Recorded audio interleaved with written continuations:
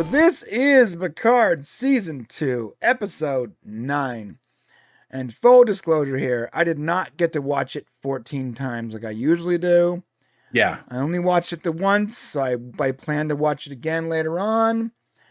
It's weird because I watched other episodes that had of this show that had like really no weight on the season, like 3 or 4 times, but this one I just didn't have time. So we're going to talk about it. One quick thing. Yeah. Before we get into it, can I just say a couple things? Yeah. So I just want to say that if you've been following our Popcast Prime videos that we've been putting out, the big bulk of things that we've predicted have happened and are happening. So, which is very cool for us. And it looks like as we go through this episode, you're going to see some of those theories that we talked about are indeed going to happen. And so if you've been following us, you probably watched along and said, oh, they were right, because so it looks like some of these are coming true. And I want to point those out as we go along. Yeah. Yeah, it's weird being this close to right. Like our last 3 Picard videos, we have been, even the Guinan one, jeez, 4 Picard videos, we have been pretty close. And I think what happened was, when we were predicting Discovery 4 years ago, and then Picard season 1, when it came out, I think that we were writing theories as if we thought, okay, these writers are trying to make good Star Trek.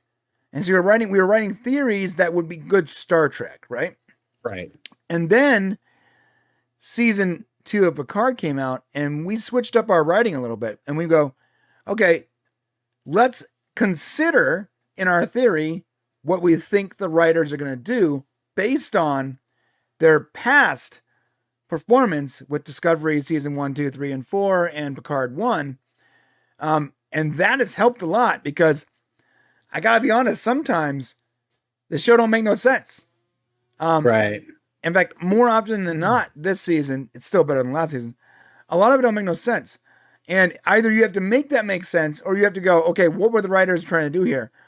Like with the battery thing, I don't want to go back to it, but we realized pretty quickly that multiple writers wrote that scene, and someone picked up and continued that scene with no knowledge, without communicating well. And so if you can figure out what they're thinking, you can craft your theory to be more right. I'm not saying it's better Trek, but we've been a lot more right this season because we've considered what the writers have done the past 5 seasons.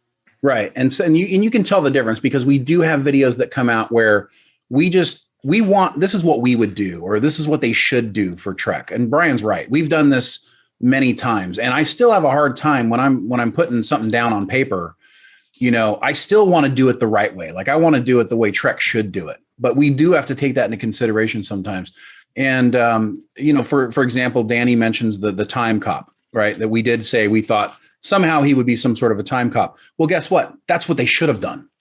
Right. So, if they don't bring that character back sometime in this story, then I can't even tell you what a horrible thing that they did writing him in any case. Yes. And I also have a bet going with Matt Kadish, because a $10 bet that dude will show up again before the end of season 3. Because if he doesn't show up before the end of season 3, then it was literally just like a write-off character, and it's so bad. I can't even they can't be this incompetent, Yeah, that's what I'm saying, is as incompetent as they tend to be sometimes, there's no way they can be that incompetent. Right. So if they are, then there's really no hope for season 3. And I like Terry Matalas too much to believe that that's going to go through. Now that Akiva's gone, things should change. Season 3 should be better. Jerry Ryan is saying that season 3 will be better, or will be a really good send off for the characters. And I tend to trust her a little more than what other people say. Right. I hope that's the case. I really do. I really do. So now that, especially considering that Akiva Goldsman is not, will have no part in season 3, like at all. He's not. No, he's going off to. Well, that's going to be interesting. Is he going off to do the Will Smith movie? Now that Will Smith's probably not going to be doing movies for a little while. I don't know. I Am. What was it? I Am Legend 2. I don't know. That's what he's supposed to be going to do. He's supposed to be going to write that. Really? Yeah. That's, Are they going to keep doing that now that? I don't know. See, that's what I'm saying. Incredibly violent Will Smith. Right. Someone called him. Someone said he was addicted to violence, and I'm like, what are you talking about? Will Smith, man. It's not. It's Will Smith. He isn't even looking like a fool. Play a gangster correctly. Like, no, he's addicted to his wife owning him. That's about it. Yeah. Apparently, they're getting divorced, which is best thing good for him for the guy. That needed to happen. But for him. Someone on Twitter said he's addicted to violence, so he's got to go rehab. I'm like, that. I think this is the first time I've ever seen him even angry. Right. Yeah. I mean, granted, if you're going to have a one time, this is definitely the biggest, probably moment ever. Okay, so on to Picard here. This is what's happening. The show is opening up with Rios and his step family aboard the La Sirena, right? And he's like, oh, the transporters, they're coming in, man. They're coming in hot. The Borg, we got to get off the ship. So the Borg and the Borg Queen and Jurati, they're coming. They're coming to the ship. They're going to take it over. And Jurati. Yeah, I called this episode, Meanwhile, Back on the La Sirena. Right. I got to say, Jurati this season is fantastic. Yeah, she's killed it. Yeah, I will say Alison Pill, my least favorite character from season 1, and that's saying a lot, has probably been one of the better characters this year. Yeah, my least favorite. Like, it wasn't even like, I actively hated her in season 1. Every time she was on screen, I'm like, oh God, please move on. Change the camera. And now, oh my God, like what a 180. She's awesome. Yeah. Great as the Borg Queen, really acting her butt off, looking good. So she, boards La Sirena. She runs directly to where the Borg Queen is apparently in a frozen storage. And she undresses and puts her new suit on, right? Yep. Now she's got Borg Queen gear. She got the Borg Queen gear. She's like, oh, finally get to feel myself. The makeup looks fantastic too. I love the fact that like she looks so pale and she has like it's good. This is very, very good. I'm trying to front load all my compliments. I'm gonna be real clear. If you guys think that I'm like really into this episode, I am front loading all the compliments because I don't want to get whiplash having to go, this is great, and then this is horrible. Well, I mean, frankly speaking, as much as we're going to talk about some bad things here, I will say this was probably the best episode since maybe episode 2. Yes, I agree. Just because of the way they made the episode. Right. Although, isn't it weird that every time Picard was on screen this episode, I wish they would continue on? I don't know. I mean, to me, it looks like he's like about to pass away at any time. He's so fragile and frail. And it's very hard to believe he's running around those caverns down there. Yeah, right. Yeah, very hard to believe that's happening. Yeah. He's running through the cavern. It was like a bad Inspector Gadget episode. Like the fact that Soong kept finding him. Okay, I won't talk about it yet, but yeah. So weird. Okay, so Seven Rafi and Not Loris is there, and not Loris. It's Talon, not Loris. Okay, yeah, good. but yeah. I'm no, saying I like Loris. it. It's funny. So it's interesting. I like how they use her tech to TP there or teleport there. That's the only way they can get there. Yeah. So guys, I'm a gamer, so if I use TP by accident, that's just the way I think now. So they used her tech to get there. And he quickly, tells them, hey, it's all Borg. I love this scene with the Borg with the lasers guns, like they're all green. Very reminiscent of the first time we saw the Borg with the red eyes, remember? Yeah. Very cool. Very cool choice. Intro, blah, blah, blah. And I want to get to this part real quick. Have we already seen the Borg Queen talk? No, she hasn't talked to. No, she's about to. That's what I'm trying to get to. Okay. So she tries to get in, and Jurati is like, nope, not happening, dude. And this was a really cool exchange. I gotta say, Alison Pill.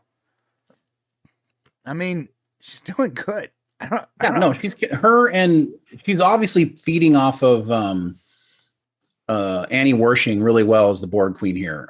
They have this thing where they're really working well together, and it's showing off big time on the screen. Did you notice that the Borg Queen essentially gave us like some foreshadowing of what was to come? She told Jurati, "You see the branch and not the tree." Oh yeah, right. Yeah. The Borg Queen says time is on our side. She knows she can get ahead of the Confederation. Right. So almost like this branch right here. Oh, that's unfortunate. I don't have it loaded up. Oh, dear.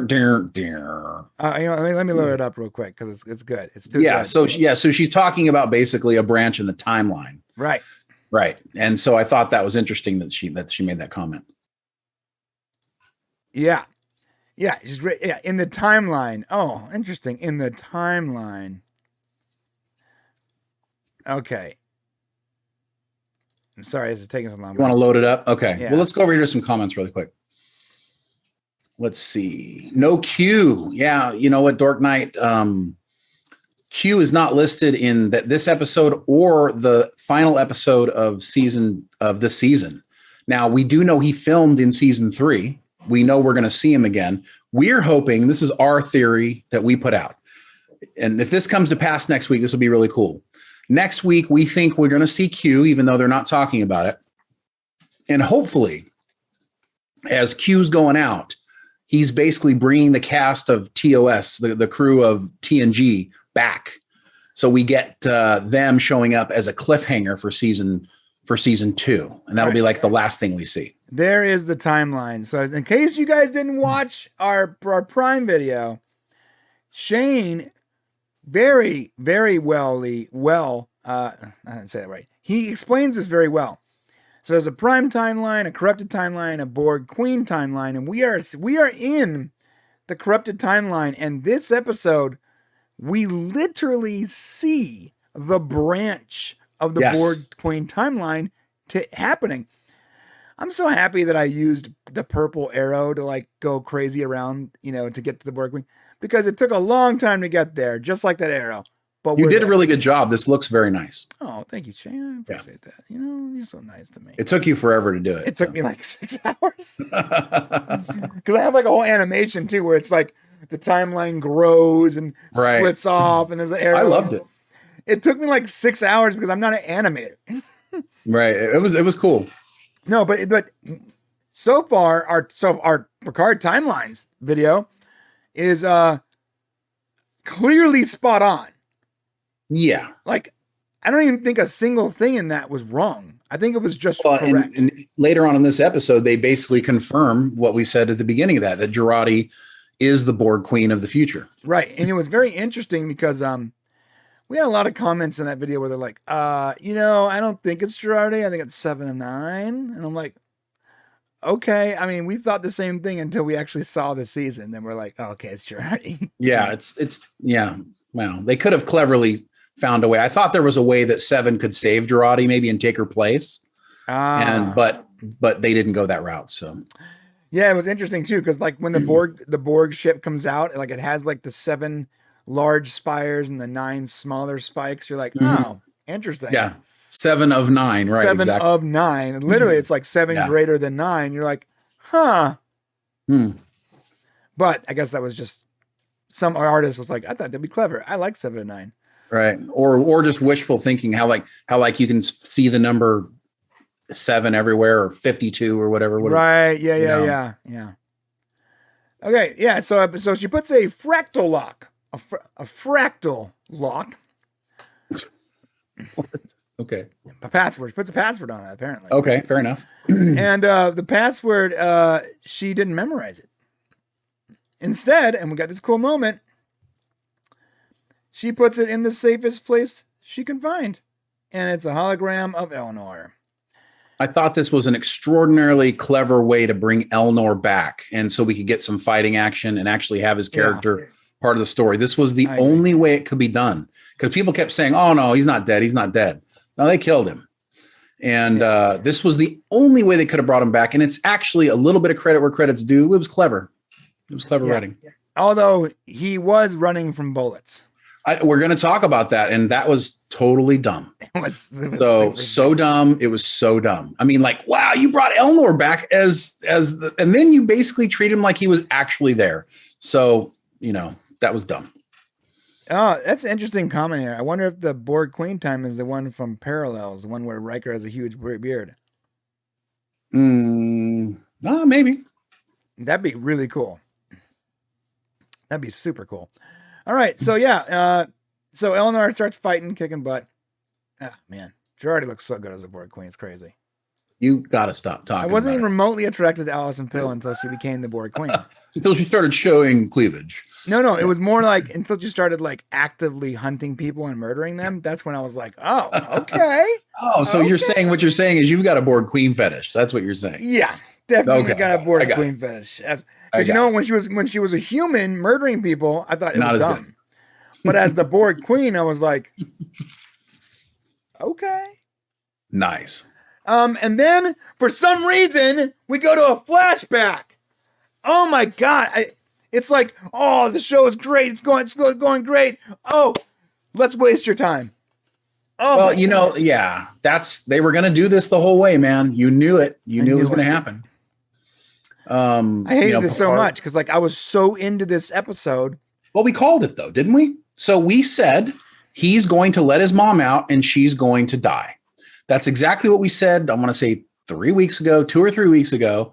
And they just haven't finished telling that part of the story. And they just took too long and that what they tried to do, which was an interesting way to tell the story, was to keep it current and then use flashbacks to kind of follow the path and go through Picard's mind. I mean, he's being chased and killed, it seems, or, shot at. It seems weird that he would also do so much reflecting during a moment of panic and emergency. But I get it. You're telling a story, but that's what they were trying to accomplish. And in the end, it turns out exactly what we thought happened. Right.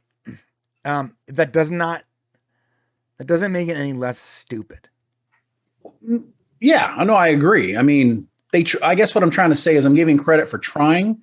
There was no way they were going to leave this out. We knew they were going to come back to it because they said 2 episodes ago, this story, or Guinan told Picard, this story isn't over. So we knew they were coming back to it at some point. So it shouldn't have been a shock or a surprise that they would do it because it was dumb in the first place. They wanted to explore Picard's past. Right.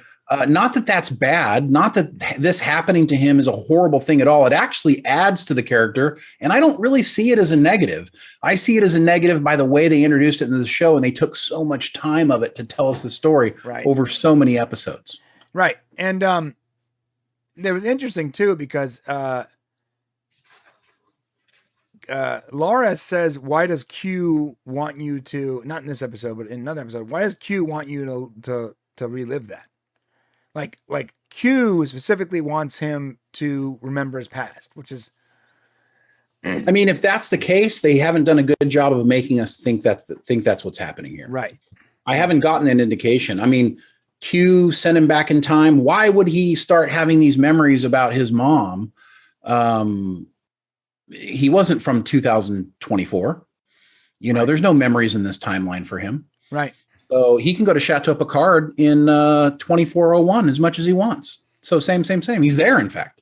Right. So why, you know what I'm saying? So he was already having that. He was having these memories before Q ever became introduced. Remember, we had some flashbacks at the very beginning of the show. Yeah. So why do they say, oh, why does Q want you to remember that? He's like, I don't know, but it's not important right now. And you're like, it's funny. Like, when the second he says it's not important, we have more pressing matters. I'm like, yeah, I agree.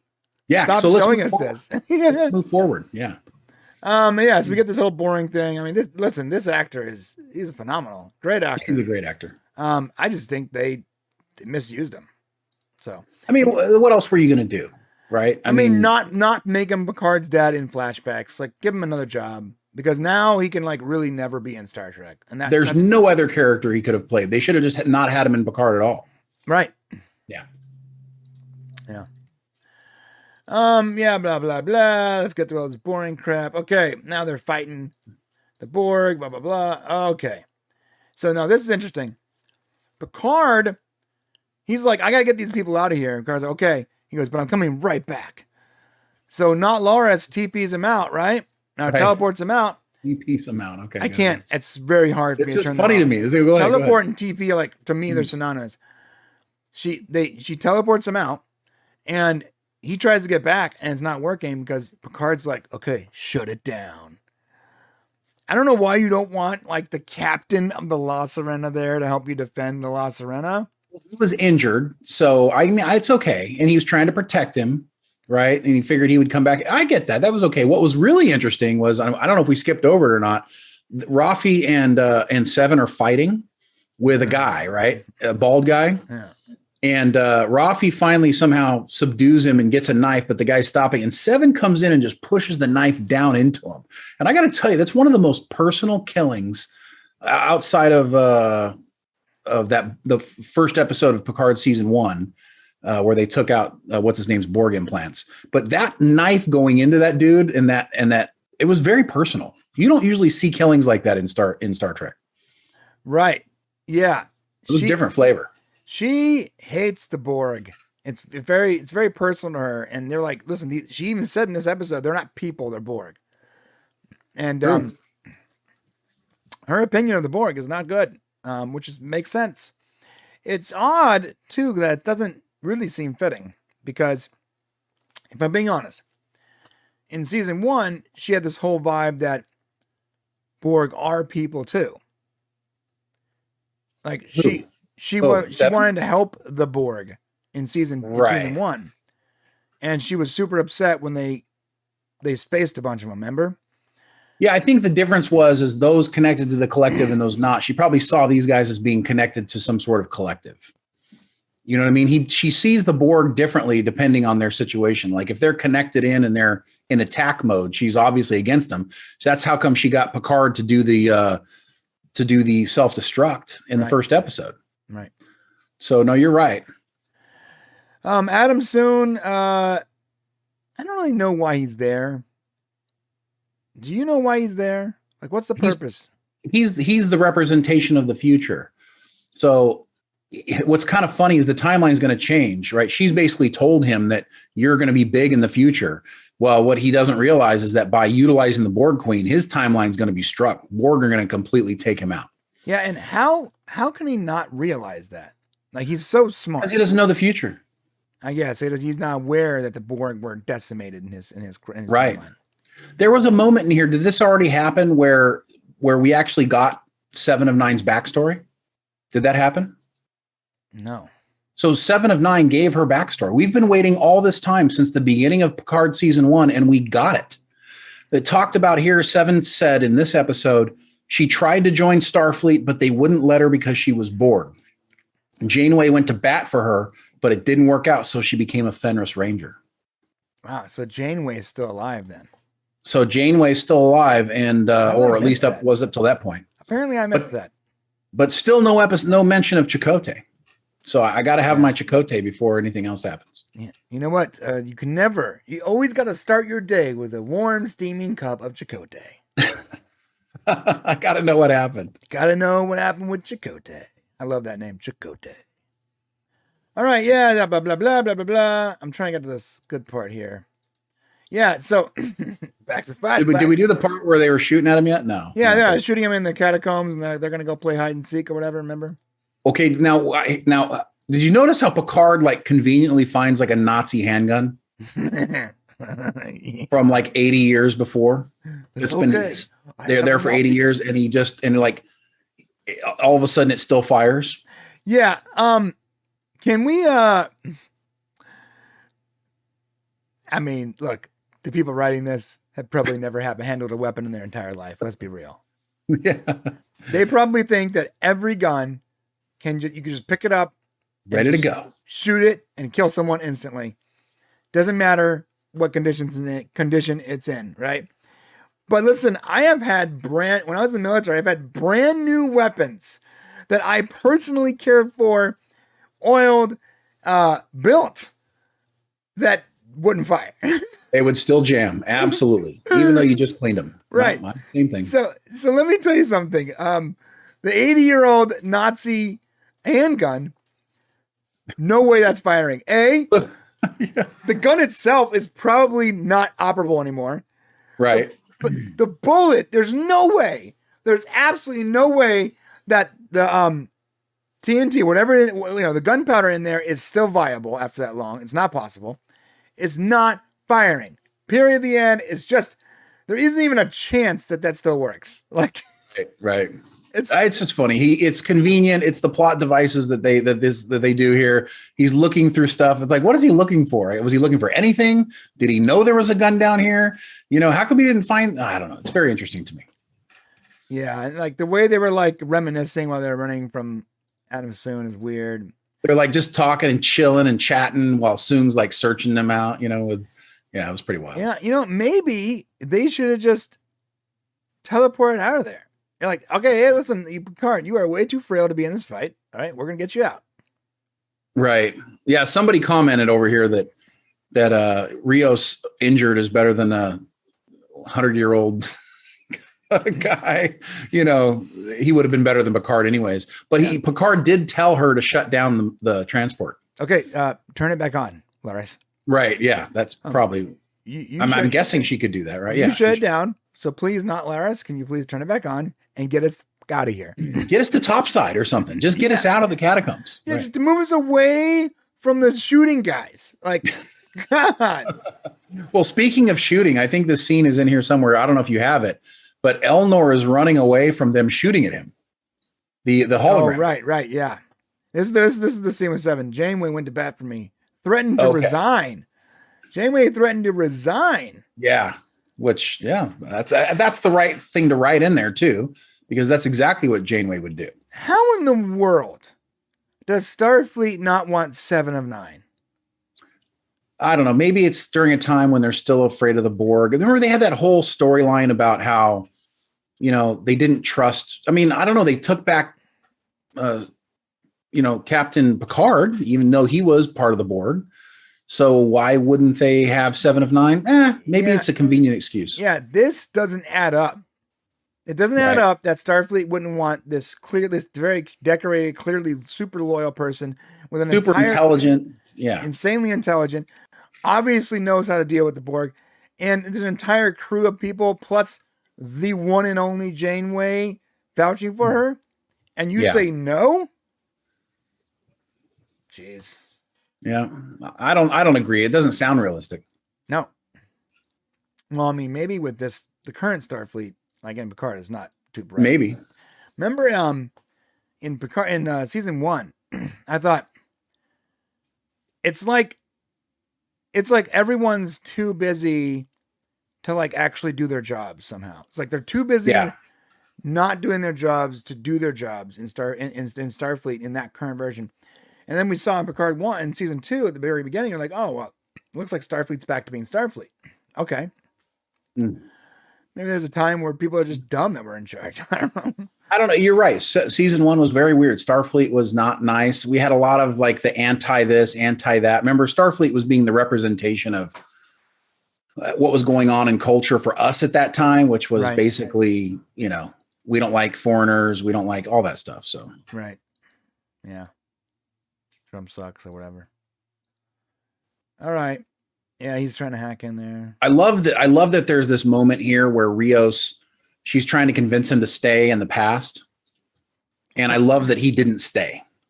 I love that he's like, you can tell he kind of wants to be with her, but he explains he's a man out of time and he goes back like he's supposed to. I love that. Duty first. Right. That's good. Blah, tricorder, blah, blah, blah. Oh, this doesn't matter. Okay.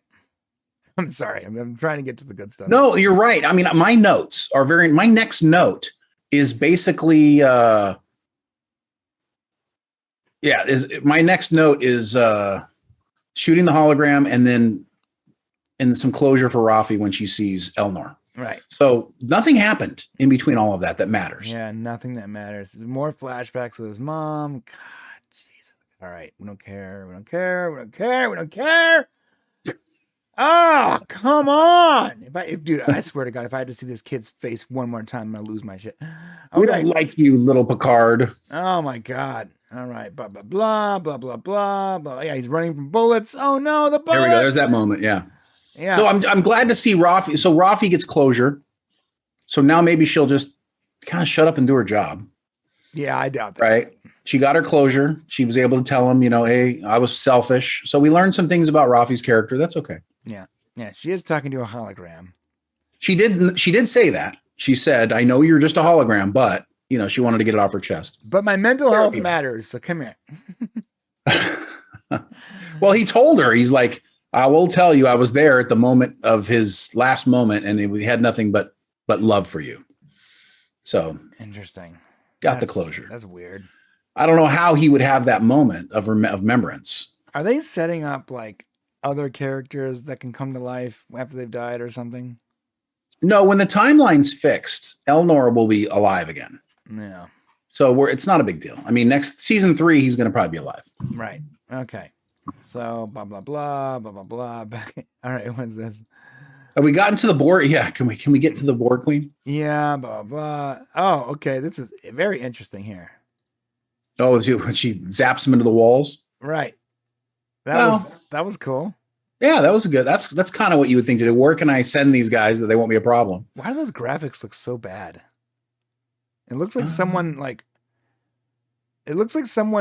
put the pictures of the people into Photoshop and then just sort of like move the transparency down. Maybe. It's not good. Graphics are not good. What's the chances they would have showed up right there next to Picard where he was walking? If it had been a couple feet over, there would have been a huge problem for the show. Right. Whoops, killed Picard. Uh-oh. So I get why they did it that way, because they want to like show like the tent. They want us to see. It's okay. But imagine if they teleport them right into like Picard's path. And I was like, mother, they just yeah. Well, you know what's a really bummer about this episode? They've got a complete waste of not Laris. They could have very much had a story where this character is not what she seems to be. She's a Romulan, Gary 7, supervisor Romulan. Only humans come back. It's very weird. This was a great opportunity to have a twist to the show. That's not going to happen. She's just going to be a good guy, good person there to help support and get Picard through this. A waste. Absolute waste.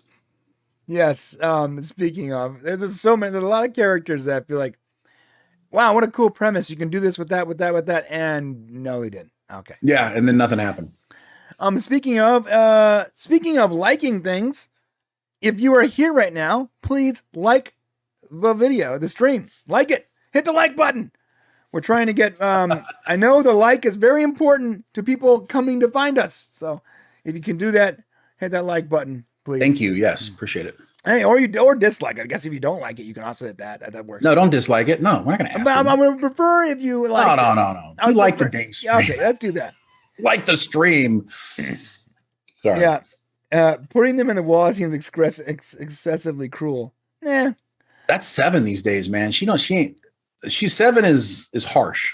I like that. Yeah, you could have just disintegrated in the transport buffer, but then you wouldn't get that cool scene of like Picard being like, "Oh no, where are the Borg?"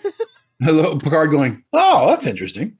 I just think that looks like we're winning. I didn't even consider that when you're like, what if they just like were 2 feet the other way and they like right. That's the first thing I thought when they showed up. I'm like, dang, that was close. I want to see that deleted scene where they teleport in front of not Laris and Picard, and then immediately just murder him, and then it zips the credits. Dun, dun, dun, dun, like, well, think about how irresponsible this is. Okay, 7 knows Picard is inside there. She knows he's somewhere in there with Laris, right? And she doesn't know the layout. She doesn't know how it works, so she has to randomly put him over there. And I guess you can probably see, I don't know, maybe you can see walls or something. I don't know how you would tell. Who knows? But yeah, so seems irresponsible to me. Who knows? You want to know my general, if I can sum up Picard season 2 in 2 words, who knows? Yeah, anything could happen. And in one song, ready? In one sound. It's like, oh. Okay. I mean, it's not over yet. Who knows? It could get better. Oh, this is interesting. Have we got to the point where they've got the Borg Queen to rights, dead to rights? The three of them. She had a transport inhibitor. That's right. So yeah, but have they gotten to the point where all three of them have her surrounded? Is that where we're at now? Oh, good. Yes. Yep. Okay. Three against one lady hardly seems fair. I've seen movies like this. Okay, so dude, I've seen movies like this. Listen, this is so dumb. Okay, I'll tell you why. Because they say we got you, and the Borg Queen says think so, like that, and so she then takes out the hologram. I'm not sure how she swiped him, and I guess he just disappeared. And then she takes out Rafi. And then, so Seven was froze like the whole time she's taking out two other people. Right. She's like looking at Rafi while she's getting taken out. I'm like, come on, man. It's like those typical like action movies where it's like the main character comes up against an entire room of guys and he's like, okay, boys, let's go. And like they one at a time, like try to fight him. That's just so funny. Where all those karate movies, one at a time. They all get one guy at a time. Right? They all get whooped. Like I'm like, hey guys, time out. Can we just all attack him at the same time? All of us, like we'll just bum rush him. Okay, we're good. We don't have to have any skill. Let's all just run in his general location. Jump on him at one time. Yeah. Bad TV, great reality. If I was one of those villains, I'm like, wait, guys, wait. All together. Oh God. Yeah. I love how after they get her right and they get her down and she's taken out Seven and I guess Seven's dying. Oh yeah. So she impales Seven, right? Yeah. She basically takes out her stomach. And she knocks out Eleanor, which is cool. Yep. Yeah. What? Not really. It's not cool. No, I'm not sure how she did. She swiped through his head and it went through his head and he disappeared. Yeah. There it is right there. Yeah. How did she stop him? Well, because her there's magic in those tentacles. Her tentacles have little nanite micro EMPs. Okay. And they disrupted his electrical field. Yeah, the Borg Queen should be unstoppable. The thing she's capable of doing when they need her to do it, she should be unstoppable like all the time. So, right. But I thought it was interesting that they said that Jurati was able to take back over, and they said that the Borg Queen's lack of empathy was her downfall. So she was able to have a change in her emotion, which I thought was actually pretty good. Her chemistry in her body changed enough so that Jurati could take back over because she basically couldn't have empathy for the people that she was taking out. And that's how she was able to come back. Yeah. I mean, and then she says something else important here. She says the Borg always lose across infinite timelines. And it's at this moment that I start to get really upset. I get really upset because they, in a matter of about 5 minutes, she says something that makes no sense. Now, Jurati has been inside the Borg Queen's brain, so she's got access to all the same information, apparently. And she says, fact, the Borg Queen always lose across infinite timelines. I don't know how she knows that, but so far that is not true. Okay, the Borg are an overpowering species. They don't necessarily lose across all infinite timelines. I can't imagine that's possible. I can't imagine that's the case. But then within a matter of 5 minutes, she essentially convinces her to let's all be friends. And over how many millennia that the Borg have been actively have one mindset, the Borg Queen has had one mindset. She's able to convince her in a moment with one conversation. Not realistic. To be fair, this is different though. So in the past, the Borg Queen has assimilated people, right? This time, the Borg Queen didn't assimilate Jurati. She became Jurati. So there are two different consciousnesses. Consciousnesses? Consciousnesses? I can't say the word. They're separate consciousness, and one's convincing the other. But there's two in the same body. This is new. We haven't seen this before. But still, they're two separate consciousness, and the one consciousness is not about like let's hold hands and have a good time together. Kumbaya. You know what I'm saying? I get that, but bro, listen. We have never seen this where there are two separate people in the same body. One Borg, one anti-Borg, right? Yeah. We've seen people assimilated and slowly brought into the collective. We have never seen this where she actually actively takes over another person's body and tries to become that person. This is brand new to us. This is brand new to us. Well, then maybe I think there needed to be more contemplation on the side of the Borg Queen, where maybe we got the feeling that she felt like in the long term she couldn't win. And the only solution for her was to somehow have some sort of a merger, like official merger. Yeah. So that's not what happened. What happened was she was essentially convinced with a few words that, hey, let's try a different way. She was definitely way too quick to agree. I agree with that 100%. I do think you're right. I also think that she's Borg. She's probably thinking everything like the way a machine works. She looks at all the data presented to herself and she goes, click yes or no. Very binary decisions. But yeah, I mean, they should have shown more contemplation, more consideration. It should have been harder for Annie Wersching's Borg Queen to make that agreement. Right. Because all we've seen over years and years and years of Borg is this is against their very identity. She even mentions it, she talks about, you've done all of this assimilating and yet you're still lonely, right? Let's try it a different way. And I just thought, now I get it. This is where the story's going from the moment that they wrote it. But anything easily achieved is not respected. And so what I'll say is, while they're going to be able to tell their story and we're going to get our Jurati Borg Queen at the end, standing in front of Picard in 2401, trying to get him to change the timeline or fix things, by allowing them to overpower their vessels. While that's all going to happen, this moment right now is a very cheap, unearned moment, in my opinion. Right. Yeah, it should have been harder to convince her. Could have been more difficult. Yeah.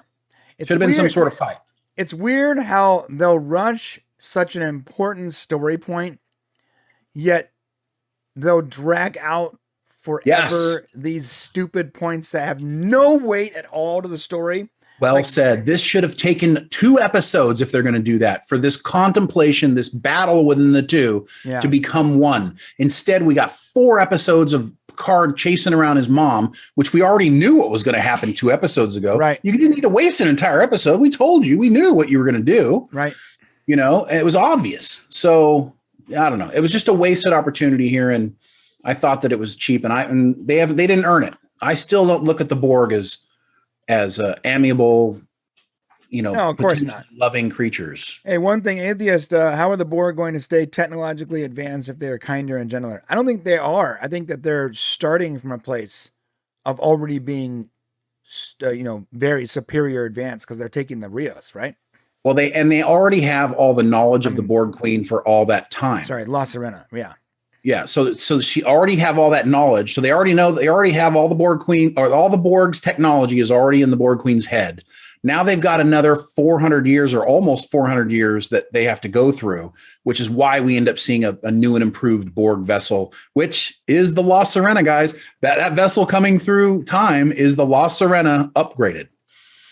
So that's what we're going to see, which is super cool, honestly. Yeah.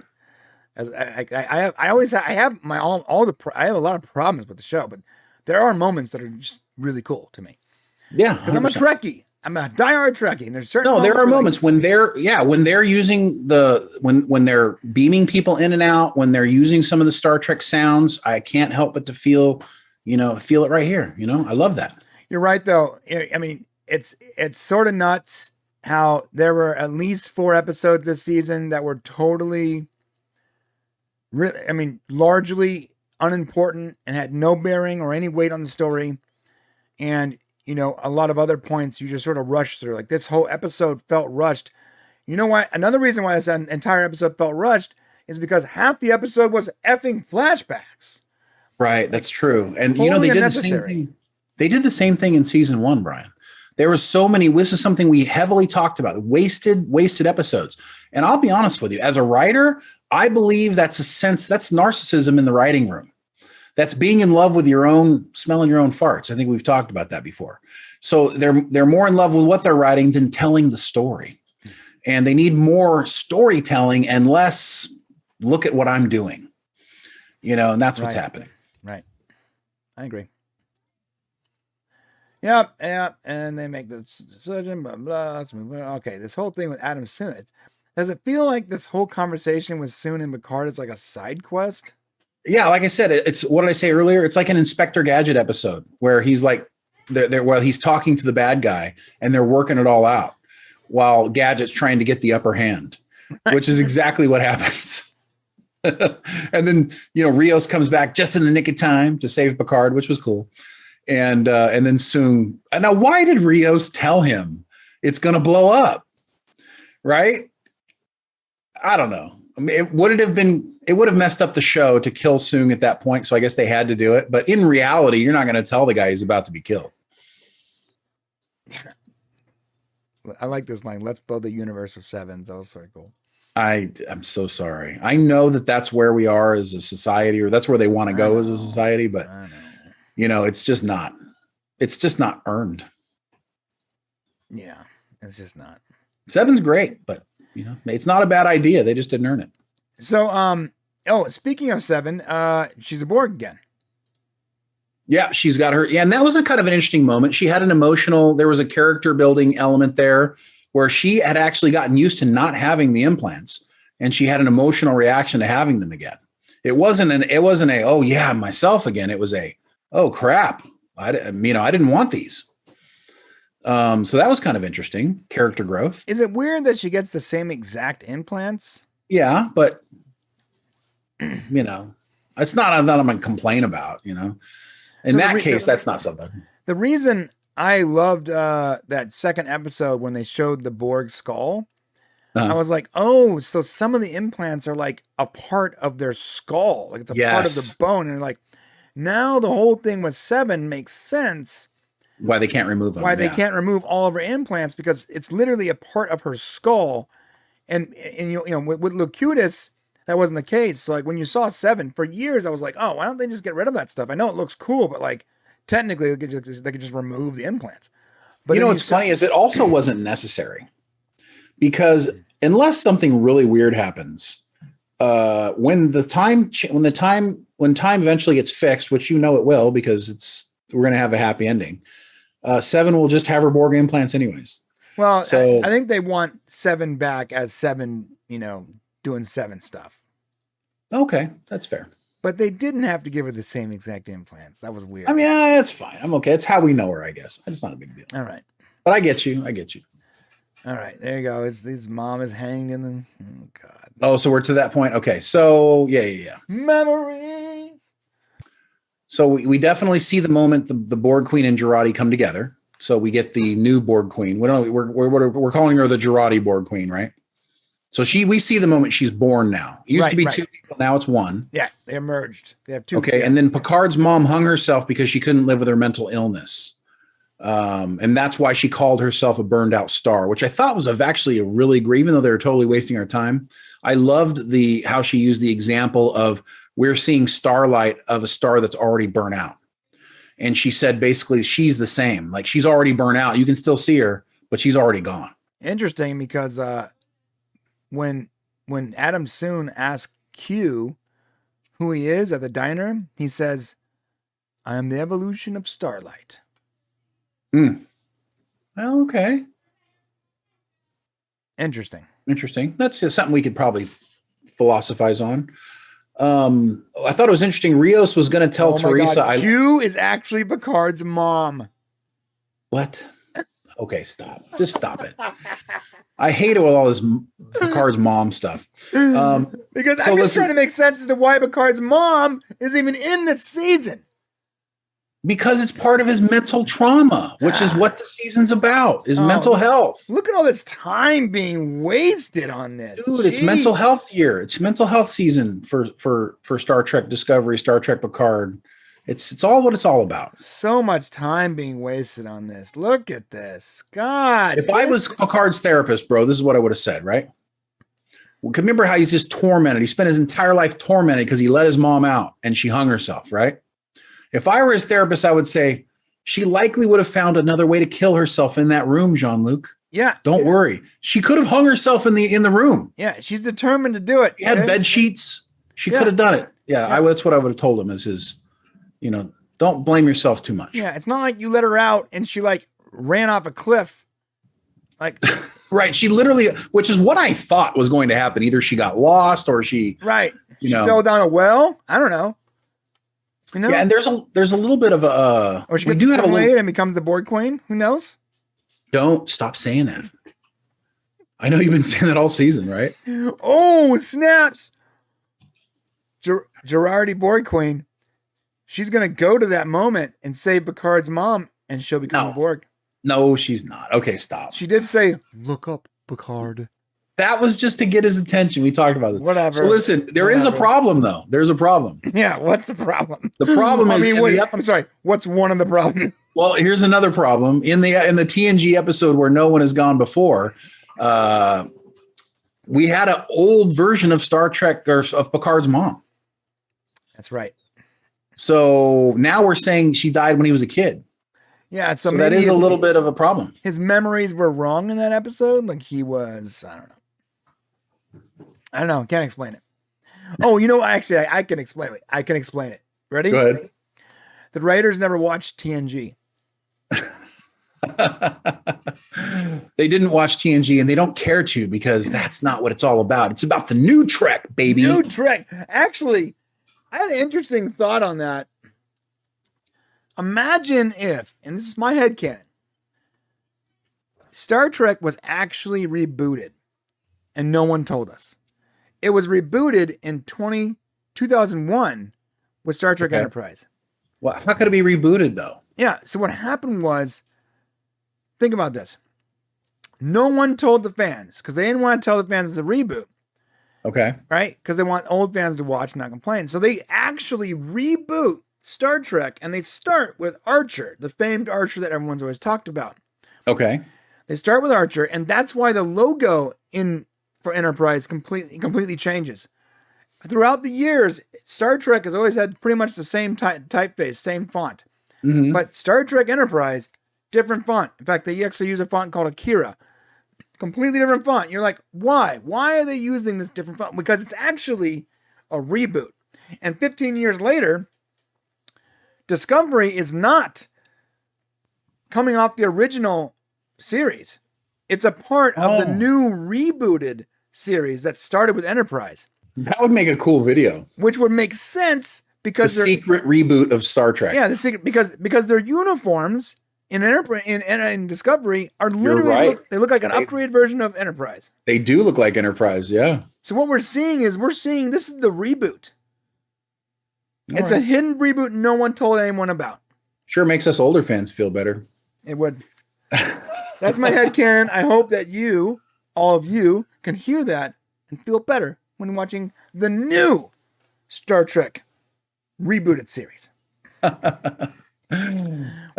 should literally make a video. We should try to find other connections and make a video and call it like the secret reboot. Yeah, well, that's what a Star Trek secret reboot. Yeah, yeah. 100%. Write that down. Someone write that down. All right. So if somebody write it down, take a note for us. Yeah. Let's see. The future will have no Borg Slayer. That's been announced. So Jean-Luc Picard in the corrupt timeline will not need to slay the Borg. Yep. The mission. Okay, this is interesting. This is an interesting point that we need to talk about because it proves once again that we are still right because this Renee Picard thing has been kicking our butt the whole season. Is she important? Is she not important? Is she a key to the future? Is she not? The mission must not be postponed, new Borg Queen says. For the mission to succeed, there must be two Renees, one who lives and another who dies. What the heck? What's that? Wait. Do I have I don't have my beep button. Damn it. If I had my beep button, I would ask you to repeat that and I would just beep heck so it sounded correctly. I don't understand what that means. There's two Renees. I'll tell you because there is an aunt Renee and a cousin Renee.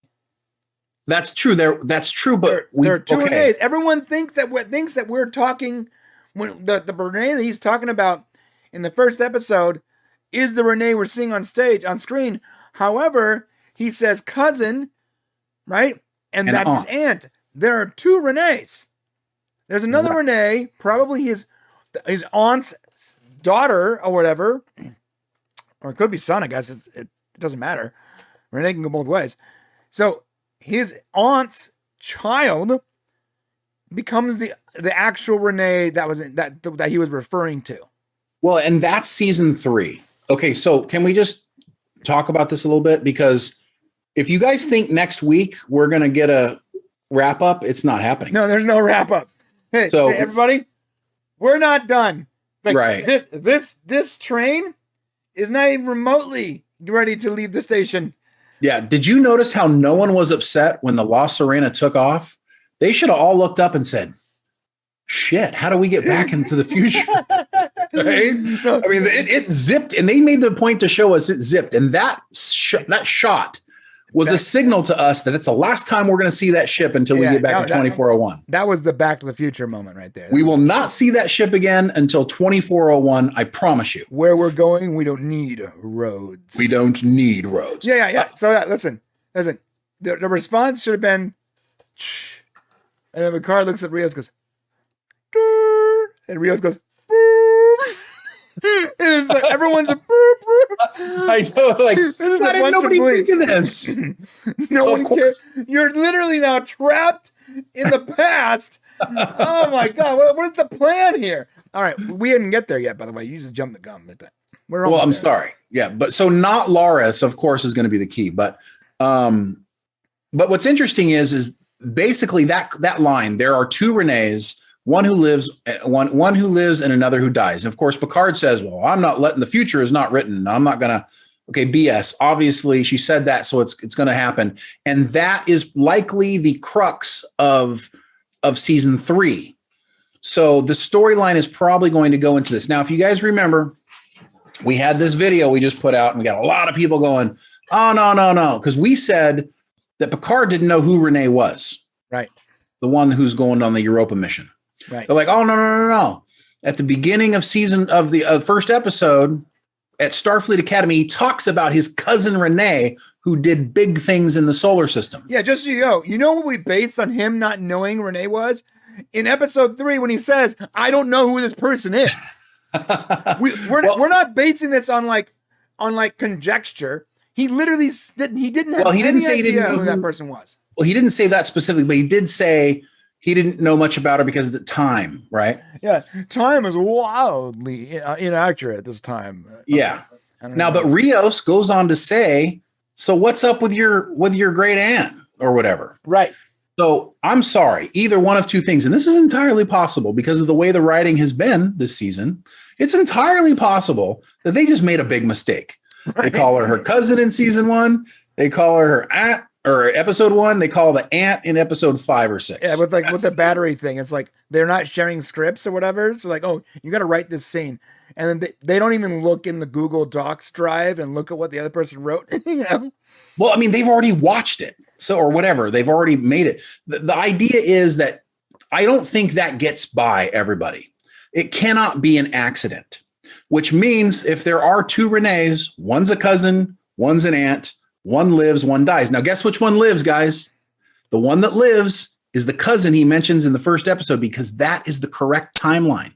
He mentions it in the correct timeline. So that has to be the one that lives. And this Renee Picard in 2024, where time has changed, is likely the one who dies, his great aunt. Yes. And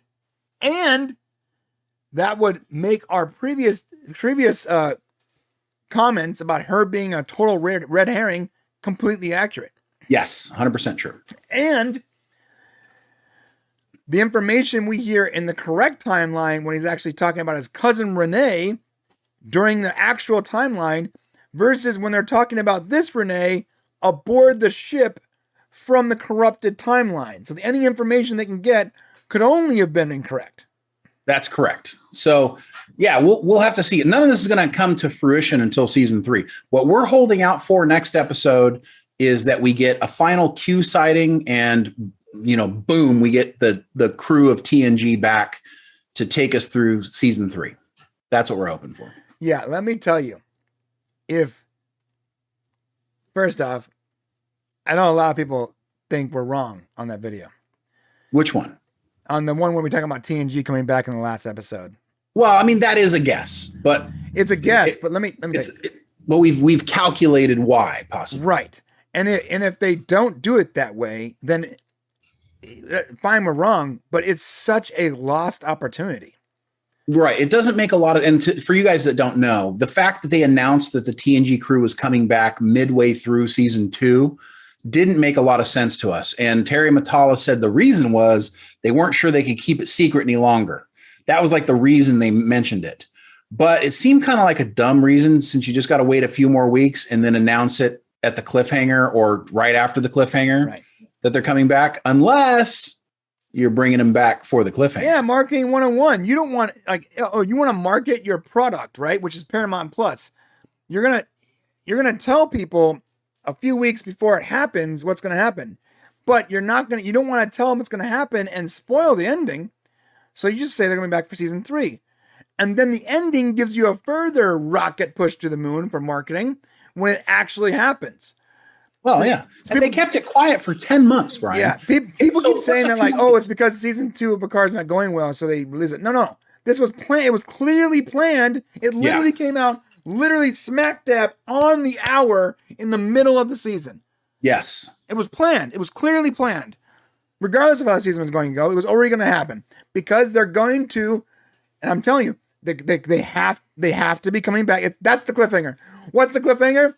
TNG shows up. That's the cliffhanger. Right, because what else could there be? So let's say next week, because I would argue that the season 2 climax just happened in this 9th episode, right? The Jurati Borg Queen occurred. The birth of the Jurati Borg Queen happened. Picard, we figured out his mom's issue, that he has his history is now resolved. We resolved 2 major things in this show.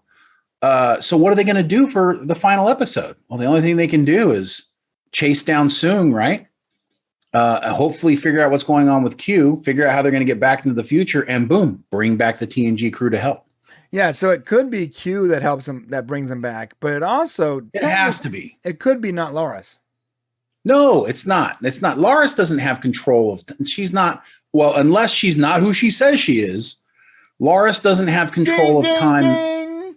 Right. Now, it would be weird, and they haven't, that wouldn't pay off for us, because they haven't earned it once again. If she suddenly is able to bring them back, we don't know anything about it. That wouldn't work. Q using the last of his powers to bring back a crew that he knows Picard works well with and could help him, because Q's entire mission is to help Picard.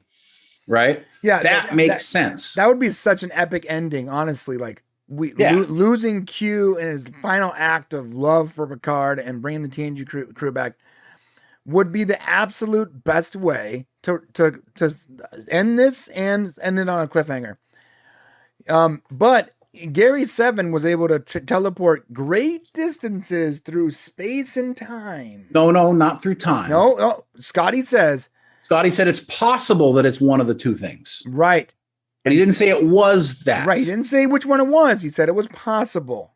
Well, yeah. So it could be a big lie. So if you go back and they decide they want to retcon TOS's episode. But they didn't retcon it, because he said it was possible. It wouldn't be a retcon. No. It would be a retcon. How? Because Gary 7 said who he was, and he said what the situation was. So they'd be changing that. Now, hold up. Gary 7 knew that they were out of time. He already knew the future. No, he didn't know the future. He knew that was not the present, so he's assuming it could be the future. No, but he knew. Okay, Gary 7's maybe Gary 7 didn't know, but the people that sent Gary 7, they are aware of the tapestry. They are aware of the timeline. They should be. That's what we've figured out. It seems like they are, because they're going to do things to change the future, which means they have time travel capabilities, right? It's possible, but if it is not earned. This is what I'm telling you. But it wouldn't be retconning TOS, though. It would be, in a sense, if she ends up being something different. If those people end up being something different than what that character told us that they were, it would, in a sense, be retconning.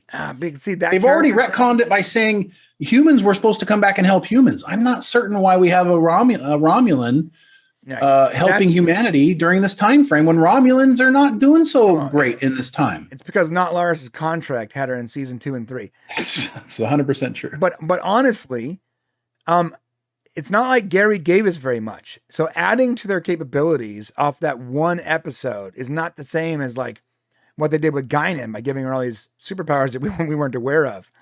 We saw Gary Seven in one single episode, and there was a lot of conjecture, and they never even specified what his capabilities are or even where he's from. They couldn't even say where his planet was from.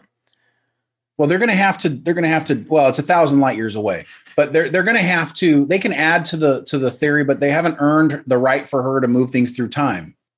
They just haven't. So she could have fixed this whole problem already. It won't be earned by me. I won't believe it. Yeah, I guess she wouldn't be able to.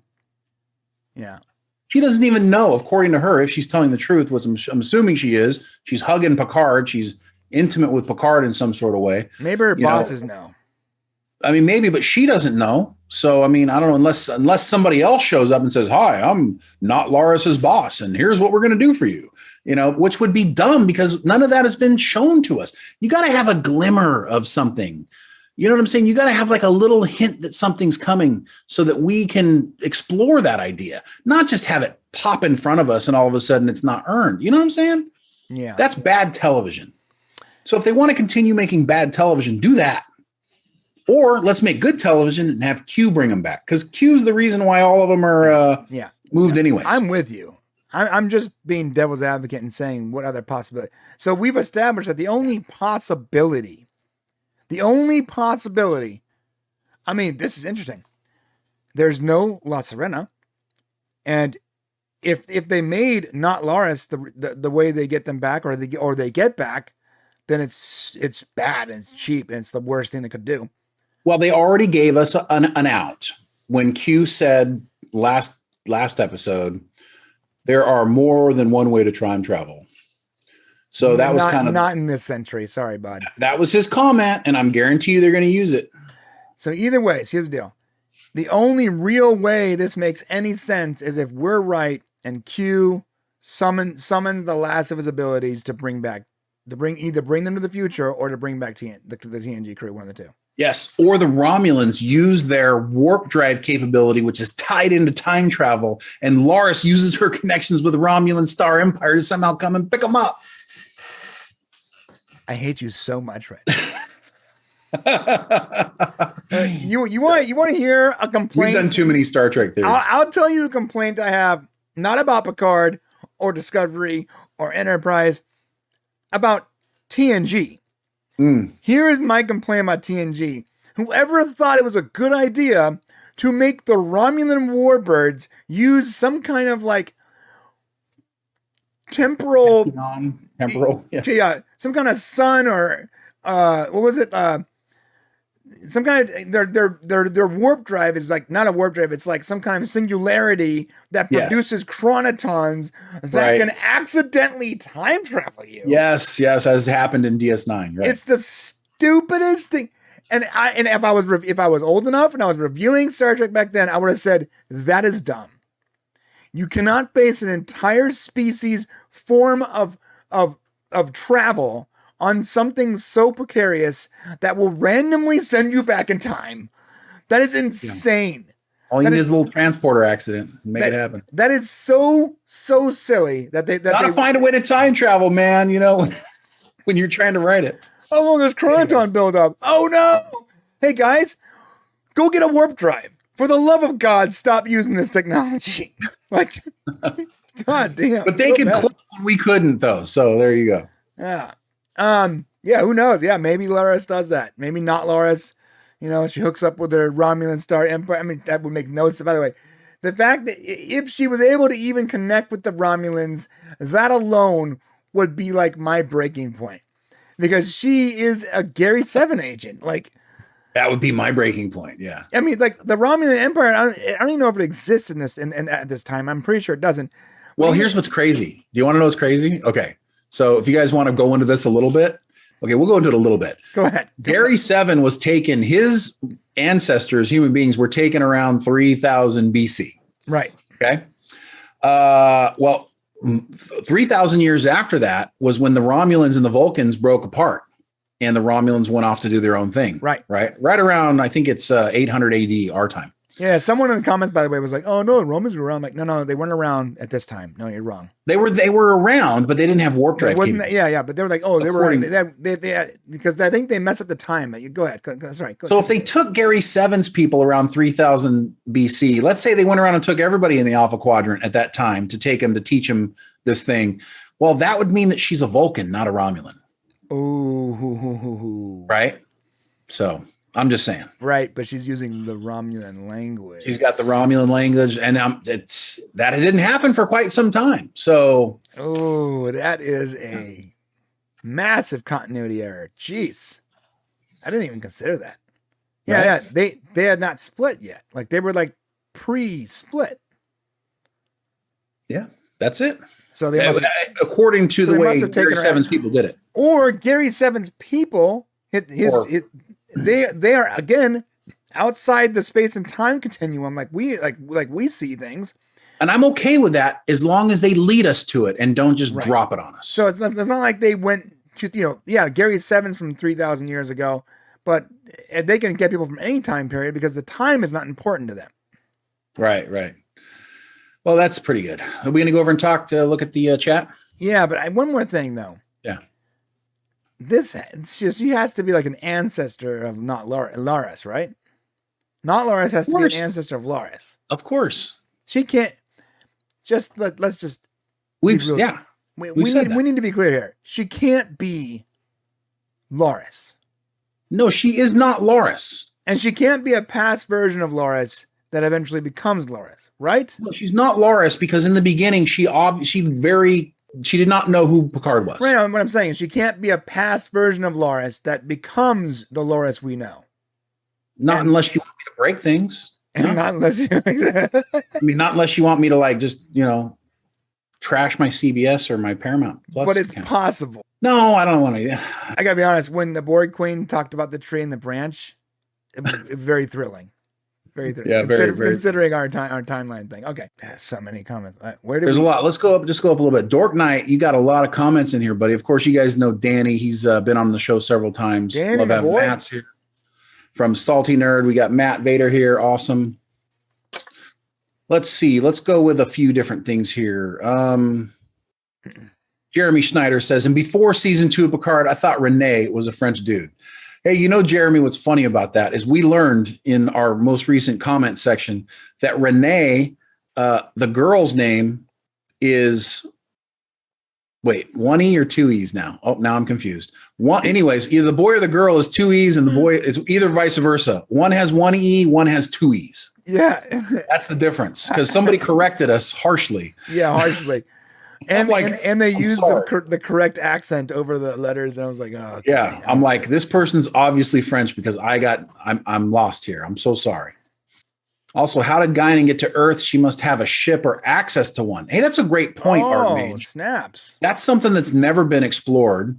Of course, we know Guinan was there in the 1800s. We're assuming that Guinan never left Earth. Right. So she was there in the 1800s. She just kind of stayed. And she does indicate she was there for a long time. So maybe she was dropped off. Maybe your dad dropped her off. Maybe she has a way of communicating. That's definitely something that was not given to us. Here's one, Doomed. So the TNG crew is going to be present with LA and Picard? I hope not. That's what we're hoping happens next week, that they actually get brought to 2024. Because, when you think about it, Doomed, where are they going to go into the future? If they go forward into the future as it is right now, they'd be going into this Borg future where this is very interesting because. Oh, yeah, no, they can't just travel to the future. Right. Because they're in a different timeline now. Yeah. Oh, Shane. Oh my God. No. Okay. So this is actually really important, guys. The TNG crew has to come back to this time, and then they need to make their way somehow to another time. They need to fix whatever happens. Now, this is where they've got a big problem because they're in the corrupted timeline, dude. Yes, right. Well, here's the problem they have is that they have to now. The payoff is going to be Borg Queen Jurati bringing us back to episode 1 of season 2. That's obviously has to happen because we're in some sort of a time loop, right? So that still has to occur, right, in order to be fixed. But I'm not sure how they plan to get there. Right. There's so many things that need to happen. Even if they stop soon and they're somehow able to fix the timeline, how does that impact? Now you've got the Borg Queen, or Jurati Borg Queen, I guess we're calling the new one. They're out there no matter what. That Borg Queen is in this timeline. So if they repair the timeline in the future, this is done. So going forward, if they fix the timeline, there's no way they can fix the regular timeline. Okay, this is going to be interesting. There's no way that they can fix, what are we calling it again, Brian? The corrupted timeline. No, the original timeline, the correct timeline. The prime timeline. They cannot take us to the correct prime timeline from here, no matter what happens. Yeah. How can they possibly get to that branch? They can't. It's impossible because they have Borg to try Queen's to create in the prime timeline from the corrupted timeline. And we know that the Jurati Borg Queen comes through a time portal, or through a anomaly, a time anomaly. So we know that ship, the future La Sirena, is going to come through the alternate reality into the correct timeline. Right? So, dude, it's still a mess. So they just wiped out the entire prime timeline. Well, sort of. I mean, obviously they're going to get us back there, but as of right now, they have totally messed up the prime timeline. But what I'm trying to say is, you see Jurati Borg Queen coming through from another branch in episode 1. Wait, so how did she? Okay, right. So if she can travel to another branch, why can't they? Wait, that's what I'm saying. I don't know. That's what I'm tripping about. You shouldn't be able to. I mean, Q can, I guess. Well, Q is outside space and time. He's like, but Q didn't bring the Borg, as far as we know. No. Yeah, he didn't bring him through. Q only showed up because Picard, died. His pet died. Yes, or was about to die. One of the two. Yeah, so Q showed up because his favorite person, his bae, Picard, was about to eat it, or he did eat it, and it triggered him to modify things. So maybe making the wrong decision is what dumps him in that corrupted timeline. Maybe. I don't. It's really hard to hypothesize because there is no path for this. Like, Star Trek's never done this before, and jumping timelines is not something we typically do. This is very 12 Monkeys. Mirror universe to regular universe, yeah, but timelines, this is new territory. Yeah, this is very 12 Monkeys. So I don't know what they're going to do or how they're going to do it yet. Okay. What we got? We can't leave on this extreme question mark, though. I can't. What do you mean? All right, so we have to have it. I was so positive about where this was going, freaking 5 effing minutes ago, until you brought up branch thing, and now I'm like, God damn it! Now I don't. So first off, anything can happen because the prime timeline doesn't exist. Yeah, they can do anything now, man. Here's the deal, you guys. Oh my god.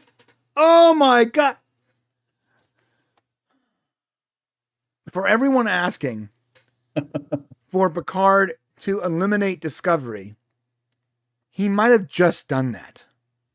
We're not going to stay in this timeline. I get what you're saying, but we're not going to stay here. She's going to fix it. They're going to fix it. That's what I'm saying. They got to do the loop.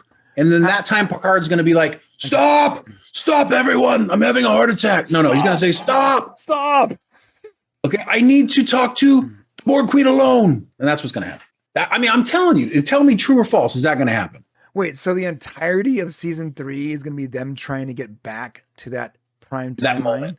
I don't like that. That's it. Or they're going to try to get back to the moment where that happens. And all of a sudden Picard's going to know there's going to be some sort of weird thing that happens too, where all of a sudden time occurs and he remembers it. Like he remembers this is going to happen. That's going to be weird. That's going to have to happen. He's going to have to go, wait, stop, and not do the self-destruct. And what's really weird is he was not the captain of the La Sirena. Yeah, he was an admiral, though. He was the only one who could do the self-destruct. I mean, listen, if I was the programmer on the not the La Sirena, the USS, the Stargazer. If I was the programmer of the computers in Starfleet at that time, I would make Picard have the ability to control any ship he wanted to.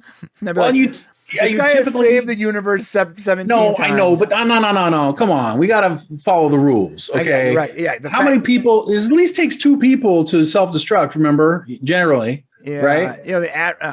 I don't know about that.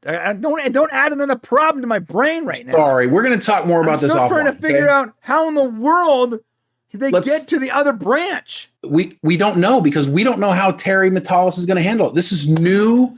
We can't even guess because it's never happened before. And this is another reason, my friends, right here. This is why you should never, if you are writing a book or a movie or a TV show or a play or a post on Reddit, you should never adopt the multiple timeline version of time travel. If you are trying to be entertaining, do not adopt the whole multiverse nonsense. The branch system is just too hard, to follow, B, to write in, and God forbid whatever you do becomes popular and someone else that is not as good as you has to write for it. Amen. For the love of God. Amen. Asking other people to write for your garbage? Come on, dude. For real. Someone was like, hey, Back to the Future was also branch timeline. I'm like, no. Back to the Future 1 was a single timeline. Some numbnuts tried to make it a multi-timeline. No. That wasn't Back to the Future. That was Terminator. No. There was a Back to the Future deleted scene where he's like explaining the branch timeline system to Marty. Really? But that is not Back to the Future 1. I'm only talking about the very first movie. That movie, it was very clearly a single timeline. No, but I'm talking but in that comment, you were talking about Terminator. They brought up Terminator. And you talked about the series and stuff, remember? Right, okay. Yes, but someone else also brought Back to the Future. But you're right. Someone brought Terminator and said, oh, there's multiple timelines. No, that was the series. The movie, Terminator 1 and 2, Back to the Future 1 and 2 were single timeline movies. Anything after that, I'm not commenting because, I guess it's canon or whatever, but it's not by the creator, so. All right. Yeah, that's true. Again, and it wouldn't even make sense to like look at Back to the Terminator 3 and 4 and to try to quantify those as even being remotely attached to the first two movies. It makes no sense because the first two movies were clearly a single timeline. So they're breaking their own rules. That's why they're bad movies, guys. Bad movies are bad movies. Let's move on to more comments here so we can, because we do need to move on to other things. Yeah. It does say here, okay, so this is interesting. Ruben Diaz, it makes no sense to send a Romulan to observe humans if the idea is to remain completely unnoticed. Ruben, so true. That's why I think it's either dumb writing. Very possible this is just dumb writing because they do a lot of dumb writing things like this in the show, like stuff that just doesn't make sense. So I could see that being just a dumb writing thing, but missed opportunity. Let's agree that they could have done something cool. Yeah. They also made a point of explaining the whole like technology that she uses to hide her ears. And they also say that it takes 8 hours he goes, after she shows him her ears, he's like, she makes a point of saying it takes 8 hours from the recharge or whatever. And I'm like, that just was weird. Why would they even say that? Yeah. Almost like, are you setting up a future point where they have to use that tech, but they have to wait 8 hours for it to like charge or something? Like, don't do really that. Weird. Or maybe it was just like a throwaway line. And if it's a throwaway line, then why is it there? Why say it? They've done that so many times where they explain something. Guinan explaining stuff that's just not necessary. You know, they've done this throughout the entire show. It doesn't make any sense. Let's see, Dork Knight. Clearly, all they want to do is continue to make bad television. Unfortunately, Danny, I don't think they want to make bad television. I just think they don't know any other way to do it. I don't think they have people that are talented enough. You know, and listen, I don't know how people get jobs in Hollywood. Obviously, Brian and I don't have those jobs, but I got to tell you. You know what's funny is I was as close as anybody can get to one of those jobs and wasn't good enough, apparently. Well, but the point is that, you know, not everybody is an amazing writer that's there writing. It's who you know. There's a lot of that going on. Yeah. It's what you believe nowadays. You know, what's your your affiliation. You know, you got an American flag on your truck. Oh no. Yeah, you're not going to get hired. So they're inside their echo chamber, and that's why we're getting bad television is because you don't have the best people doing it. You're not reaching out there. Right. You know how all the original Star Trek episodes were written? People submitted scripts. People wanted to be a part of it. They begged and clawed, and we've talked to so many people who wrote scripts for TOS and TNG and for Voyager that really wanted to be a part of the show. And and that's how they became writers. Nowadays it's, oh, you did this and that, you're my buddy, okay, come on in. You may not be a great writer, but we're friends. That's kind of how it is. That's actually a really good point you brought up. So because of nepotism and the fact that checking a box, some kind of virtual signaling box, is more important than getting the best people, because that's happening, they aren't getting the best people because they have this, and Paramount said they have this rule where like the writing room has to have every type of person and every color and gender and lifestyle has to be represented in every writing room. Paramount said that. And well, it's happening everywhere, which is. But when Paramount said that about a show that was, I forgot the name of the show, but it was, what show was it? Jesus, I was telling you about this. Okay. Matilda. Thank you, Archmage. God damn, I love you. I just said Matilda. You said Madeline. Oh, I meant to say Matilda. That's what I was saying. So Matilda, they're making a Matilda TV series. And it's going to be about her being grown up and traveling the world and getting all these other kids, right? Oh, that'd be cool. Right. Except for, they go, we need every person, every type of person, color, gender, lifestyle in the writing room to represent the audience, right? Yeah. So they fill up these people. And what happens is they start writing. It was called Matilda. Sorry, John. Archmage beat you to it. Matilda is the name of the show. So they start writing, and because they're all competing for space in their little corner of space, they didn't get the best writers. They checked the boxes and got, every type of person. The writers couldn't agree on a storyline. They end up pausing the entire show. We have so many different people. That makes sense. Right. They end up pausing the entire show. And the reason the showrunner leaves the show is because the writers all agreed it's a bad look that the white lady is saving all these kids. So they no longer want to write on the show because they think it's racist that it's a white lady with a savior complex saving all the special kids. That's why they shouldn't have done it in the first place. No, what you need for Star Trek is a bunch of Star Trek nerds writing Star Trek. Regardless of race or gender or anything. It doesn't matter if you're whatever you choose or whatever you are. If you love Star Trek, you are in love with old Trek and you want more of it, then you become a writer. You don't grab people who did, Rescue 911 and MacGyver and a bunch of, you don't get those people to write these shows. Yeah, you get people who love Star Trek to write Star Trek. Get some guy with there's a lot of them out there. Get some person with pronouns or something that did this one episode at a Sundance Film Festival 6 years ago. Like, we need you to write for the new Spock. He goes, okay, what's a Spock?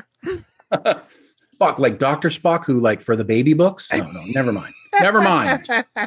Let's move on. What else we got here? Q can eventually just snap it all back into place. Yeah, if we don't lose him, he could do that.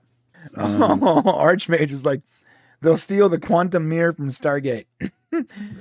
Jurati was wearing Atlantis era uniform this episode. They're in the same universe. They're in the same universe, yeah. Oh, here's a question from Jeremy. Did Q actually make Picard time travel?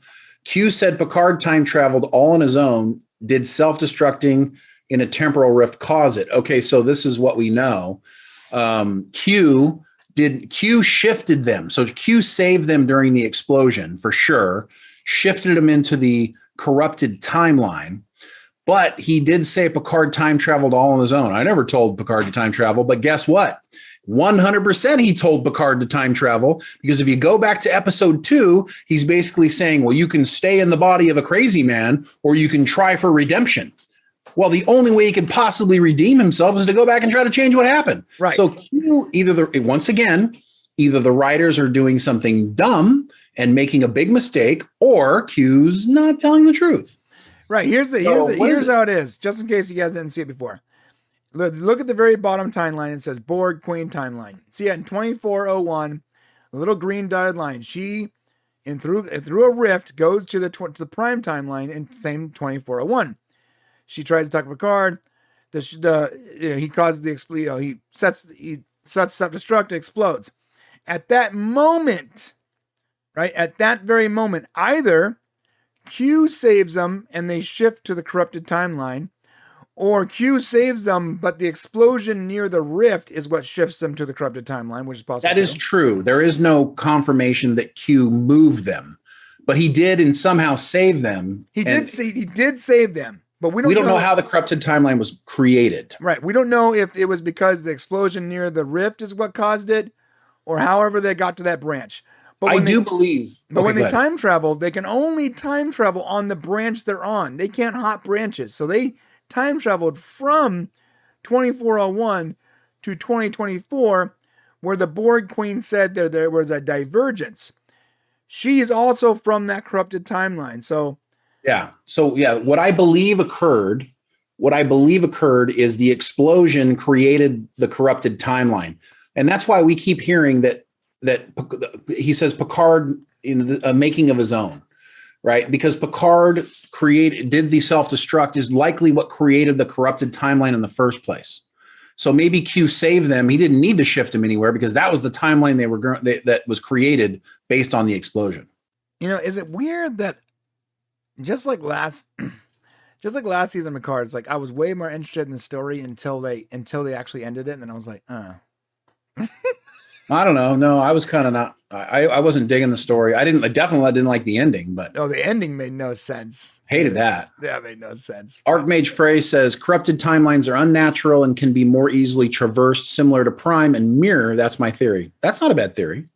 That they're easier to traverse because they're unnatural. I like that. Okay. I don't know. No, it was Picard's inability to love and forgive his father that created the corrupted timeline.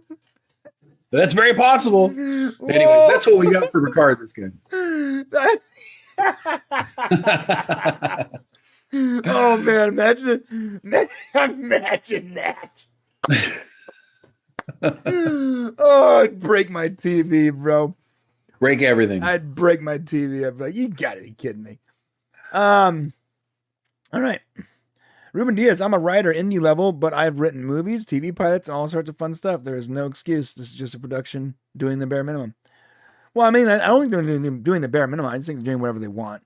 Yeah, I don't think they're. I think they got the wrong people in the room. You know, maybe you should submit your own, episodes. The good thing about Strange New Worlds, which we're going to talk about in a second. Actually, I won't talk about. We're going to talk about it, right?